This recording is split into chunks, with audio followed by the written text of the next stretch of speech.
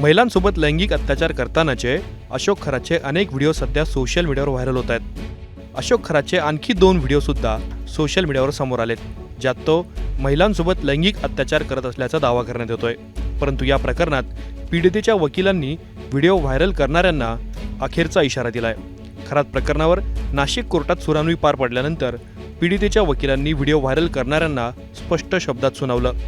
पीडित महिलांची बदनामी करणाऱ्यांवर कठोर कारवाई करणार असल्याचं पीडितेच्या वकिलांनी सांगितलं. याशिवाय कोर्टात सुनावणीवेळी कोणते युक्तिवाद झाले, तपासात आतापर्यंत नेमकं काय समोर आलं, याचाही खुलासा पीडितेचे वकील मधुकर काळे यांनी केलाय.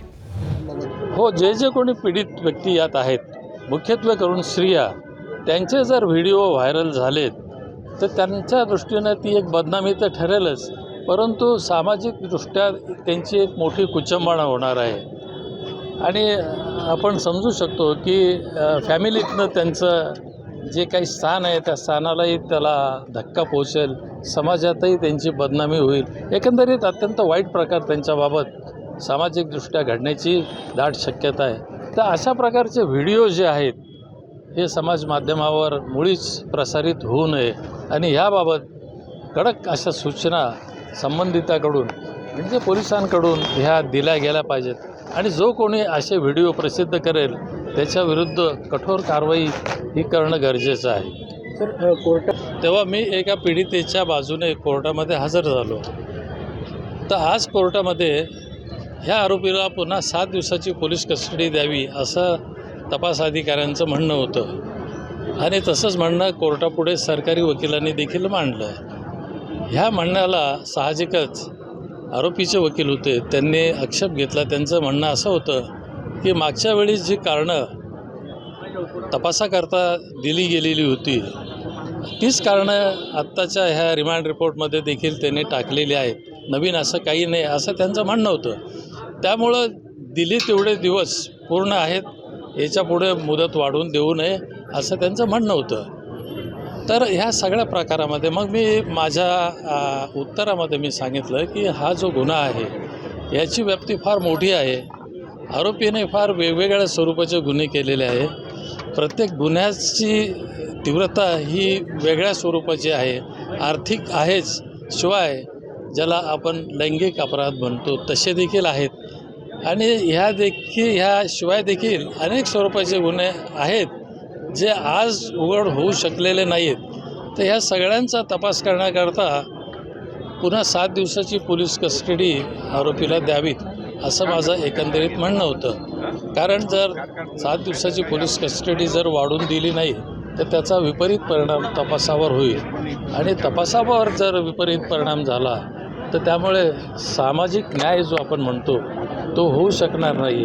तपास अधुरा राहिला किंवा तपासामध्ये काही कुठं कमतरता किंवा कमकुवतपणा राहिला तर पुढे ज्यावेळेस कोर्टामध्ये केस चालते त्यावेळेस मग अनेक अडचणी उपस्थित होतात आणि तेव्हा मग न्याय अधुरा राहतो.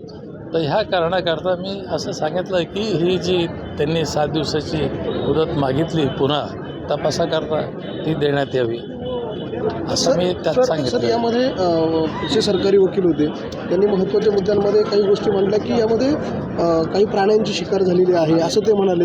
हा तपासात त्यांच्या या सगळ्या युक्तिवादामुळे हा तपास भरकटेल असं वाटत नाही का? मूळ लैंगिक शोषणाचं प्रकरण त्याला पुन्हा त्याच्यामध्ये हे सगळे प्राण्यांचं वगैरे गोष्टी. आत्ताच मी सांगितलं की हे जे गुन्हे आहेत हे वेगवेगळ्या स्वरूपाचे आहे, आर्थिक आहेत आणि जसं आता तुम्ही म्हणताय त्याप्रमाणे काही प्राण्यांची, वन्य प्राण्यांची शिकार देखील झालेली असण्याची शक्यता आहे. कारण सध्या जो तपास झाला आहे त्या तपासाच्या दरम्यान काही प्राण्यांचे अवयव ह्या तपासामध्ये मिळून आलेले आहेत. तर आता हे अवयव ह्या आरोपीकडे कसे आलेत, त्याने ते प्राण्यांची हत्या केली किंवा अन्य प्रकारे मिळवलेत याचे देखील तपास होणं गरजेचं आहे. तर हा तपास आणि जो मुख्य तपास आहे जो स्त्रियांच्या विरुद्ध अत्याचार झालेला आहे त्यांना फसवून त्यांच्यावर दडपण आणून त्यांना मिसरिप्रेझेंट करून डिसेप्शन ज्याला म्हणतो आपण, वेगवेगळी कारणं देऊन त्यांना काही गोष्टी करणं भाग पाडलेलं आहे. हा एक तपासाचा एक महत्त्वाचा मुद्दा आहे.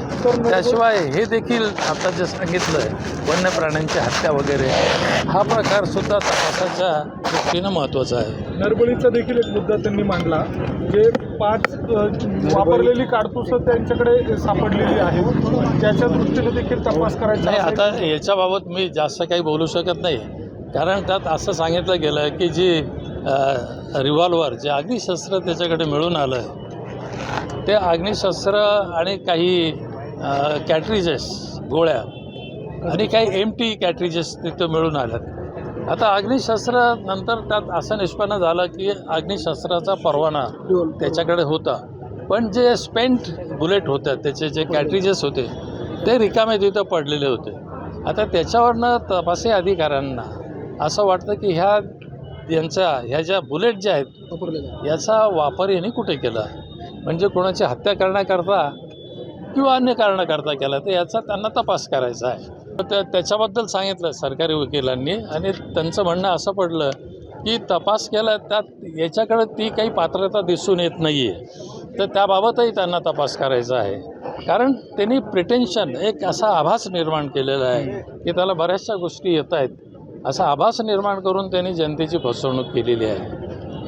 सर, फिर्यादीचे वकील तुम्ही आहात, त्यामध्ये जो फिर्यादी आहे म्हणजे फिर्यादीकडनं तुम्ही बोलला पीडितेकडनं, तर त्या पीडितांचे मोठ्या प्रमाणात व्हिडिओ व्हायरल होत आहे, फोटो व्हायरल होत आहे, याच्यामुळे या सगळ्यामध्ये काही परिणाम होईल असं वाटतं का आपल्याला, त्या विशेषतः त्या महिलांबाबत? हो, जे कोणी पीडित व्यक्ती यात आहेत, मुख्यत्वे करून स्त्रिया, त्यांचे जर व्हिडिओ व्हायरल झालेत तर त्यांच्या दृष्टीनं ती एक बदनामी तर ठरेलच, परंतु सामाजिकदृष्ट्या त्यांची एक मोठी कुचंबणा होणार आहे. आणि आपण समजू शकतो की फॅमिलीतनं त्यांचं जे काही स्थान आहे त्या स्थानालाही त्याला धक्का पोहोचेल, समाजातही त्यांची बदनामी होईल. एकंदरीत अत्यंत वाईट प्रकार त्यांच्याबाबत सामाजिकदृष्ट्या घडण्याची दाट शक्यता आहे.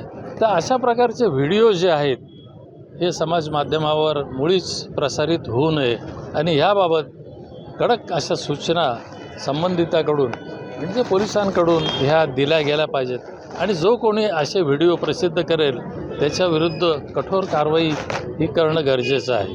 सर, कोर्टाने 7 दिवसांची पोलीस कोठडी मागण्यात आलेली होती, कोर्टाने 5 दिवसांची पोलीस कोठडी दिली आहे. आता हे कोर्टाचं डिस्क्रेशन म्हणजे कोर्टाची मर्जी आहे. कोर्टाने विचार केला की 7 दिवस नाही 5 दिवस देऊ, म्हणजे कोर्टापुढं जो रिमांड रिपोर्ट त्यांनी दाखल केला, तर रिमांड रिपोर्टचं वाचन करून कोर्टाने असं ठरवलं की 7 दिवसाच्या ऐवजी 5 दिवस देऊ, कारण अगोदर 7 दिवस दिले होते, आणि जास्तीत जास्त 14 दिवस पोलीस कस्टडी तपासाकरता देण्यात येते. तर 7 आणि 5 आता 12 दिवस झाले. कदाचित पुन्हा त्यांना हजर केलं तर राहिलेले 2 दिवस देखील कोर्ट वाढवून देऊ शकेल, पण ते त्याच्यावर अवलंबून आहे. पोलिसांनी जर त्यांची बाजू कोर्टापुढे मांडली भक्कम की अजूनही आमचा तपास पूर्ण झालेला नाही आहे आणि काही ठराविक किंवा विशिष्ट मुद्द्यावर अजूनही तपास करणं गरजेचं आहे, तर आम्हाला पुन्हा राहिलेले 2 दिवस वाढवून द्यावे, तर कोर्ट देऊ शकतं ते.